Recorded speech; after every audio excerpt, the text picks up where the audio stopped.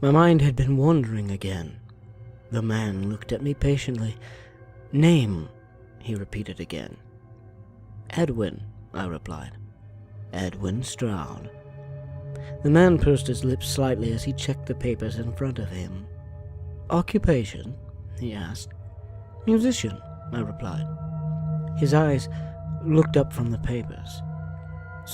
Sorry," he said. "Musician," I repeated, smiling innocently. Musician," the man replied. "Patronizing? Maybe just a bit. I was finding it a bit difficult to concentrate." "Well, Mr. Stroud, why don't you tell me about your music?" The man was definitely patronizing me now. I wasn't sure why. I wasn't even sure who he was.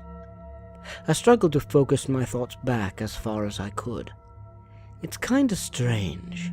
When I was a child, I suffered with extreme melophobia. You know what that is? The man nodded. He was looking at me very intently. Not looking at me so much as looking into me. Well, all through my childhood, I had this fear. I would freak out if I heard music, any kind of music. Do you know how difficult that is? How hard it is for your family? TV with the sound off. We used subtitles. No kids' parties or days out. I was homeschooled because I would just go berserk at any tune. I had panic attacks. Music sounded like dragging nails down a blackboard. It had a physical presence, stifling me, battering me with its rhythm. I guess my home life was pretty stressful. My parents started drinking a lot. I can't blame them.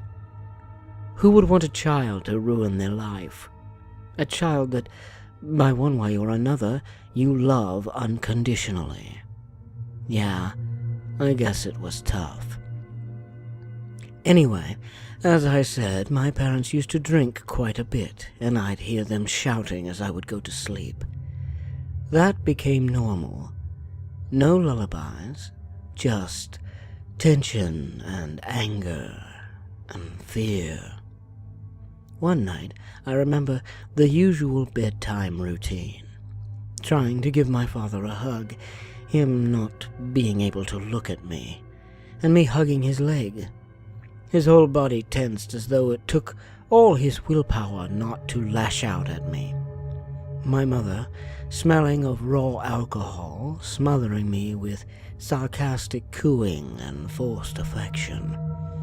I went to bed, and the usual nocturnal arguments began. They soothed me. Then I heard something. I guess it was music. I was half asleep, but the music seemed beautiful. I soon fell asleep, and the music was just a memory. The next day, I asked my father about the music he was playing last night. He said that he and my mother had decided to split up because it was a self-destructive situation, that her drinking was way out of hand, and that he had put on some music after she'd gone. I guess it was kind of a parting fuck you. He never played that song again. I figured I was over the phobia, but after never hearing music for as long as I could remember, it took a huge amount of willpower to actively seek it out, to go against everything that my brain was telling me not to do, like skydiving or bungee jumping. I remember I must have been about 12. My dad was out, and I turned the TV on. I turned the volume up slowly, tentatively. The saccharine advert jingle shot like electricity down my spine. It sounded discordant, metallic. It was jarring in its ferocity. I couldn't move. I wasn't over it. I started to panic. I collapsed on the floor. My father found me about an hour later in the fetal position, rigid with fear and covered with sweat. We got rid of the TV. I blinked, the memories fading fast, and I was back in the room. The man was still staring intently at me, the fluorescent lights reflecting in his glasses. He pushed them up the bridge of his nose slightly and leaned forward, almost imperceptibly. "Then what?" he said. As he finished the sentence, his mouth curled in the corner, as if he was somehow humoring me by listening to this story. By the time I was 15, my dad was hardly around. He would be out drinking all the time, and doing whatever else he did now that my mum had left. I found I could go out at night, and there was less of a chance of idiots with loud car stereos, or TV noise. Even people singing used to make me feel weird. So my dad would be out, and so would I. I was pretty much nocturnal. I would sleep in the day and used earplugs in case the local ice cream van came round and sent me over the edge with its tinny feedback-like howl. I would casually observe people from the safety of the darkness. Not like a peeping Tom. I'm not a pervert or anything. I'm nothing. No thing. I should say at this point that where we lived was not far from the edge of town, about half an hour's walk away, and I used to head out on my own in the dark. Doesn't that sound crazy nowadays? And just listen to the night sounds. One night I was out laying on my back looking at the stars when a car drove past and stopped. It was about a quarter of a mile away, I guess. A man got out, and I could hear the music again. It was sublime. I wept. The melodies were incredible. The car drove off, but the singing remained. I walked towards where the car seemed to have been, but the music had stopped. I was alone in the silence again. I decided to carry a tape recorder with me, just in case I heard it again. I mean, I couldn't listen to most music, but this was somehow different. It didn't terrify or smother. It comforted. It soared. I had to find it again. It was a few months later. I was heading out on my usual nighttime walk when I heard it again. It was somehow different than before. Quieter, but still good. I took out my tape recorder and hit record, hoping it wasn't too low to register on the rubbish built-in mic. I wandered around, trying to find where it was coming from, but it just seemed to hover on the air. I looked around, but my only other witness in this search was an old dog resting under a bush. But before I could trace it, it was gone. Over the next few years, I managed to record some more tunes, but they were so rare and fleeting that I started to treasure each cassette and hid them away from my father in case he smashed them like he smashed all the records when I was young. This was my music. So you hid this music from your father. Why was that? The man didn't even seem to be blinking now. He was completely emotionless. Yes, I replied. He wouldn't have understood. All these years of not having music in the house, then finding my cassettes with beautiful music, it would have been too much for him. He got angry when he was drunk, and he was usually drunk. I don't think that's the reason, said the man. Is it? These last two words were very deliberate. Is it? Maybe he thought I was lying about my father. Maybe he thought I didn't have these wondrous tapes hidden away. We found your tapes, he said. There were lots of them. I knew I wasn't lying. When did you start making your own music? Again, the sarcastic tone. I didn't understand why he was patronizing me. I smiled. You know, it took a long time to figure it out. I was having to make do with finding these songs just floating on the air.